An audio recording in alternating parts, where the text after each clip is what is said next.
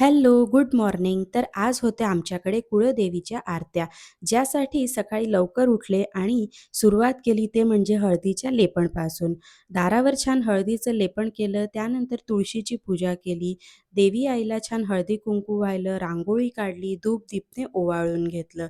आता दारावर पण छान रांगोळी काढून घेतली, कापूर आरती लावून घेतली आणि अशा पद्धतीने उंबरठ्याची देखील पूजा करून घेतली.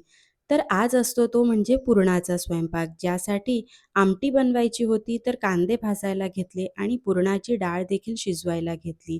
पुरण तयार झालं, त्यानंतर मग इथे मी देवीच्या आरत्या बनवून घेतल्या.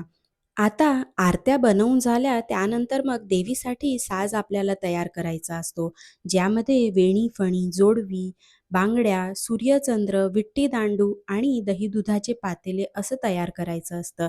तर ते देखील मी इथे तयार करून घेतलं. यामागचं लॉजिक म्हणजे आपल्याला अखंड सौभाग्य लाभो, आपल्या वंशावर देवीचा आशीर्वाद असो, दही-दुधाने कायम आपलं घर भरलेलं असो आणि सूर्याचंद्रासारखं तेज असो, असं ह्यामागचं लॉजिक असतं, जे की खूप छान आहे. आणि आता दिवे वाफवून घ्यायचे आहेत आपल्याला. त्यानंतर मग नैवेद्याचं ताट देखील तयार करून घेतलं, आरत्या लावून घेतल्या आणि मग देवीची आरती करून घेतली. तर तुम्हाला आजचा माझा व्हिडिओ कसा वाटला कमेंटमध्ये नक्की सांगा. भेटूया नेक्स्ट व्हिडिओमध्ये. बाय.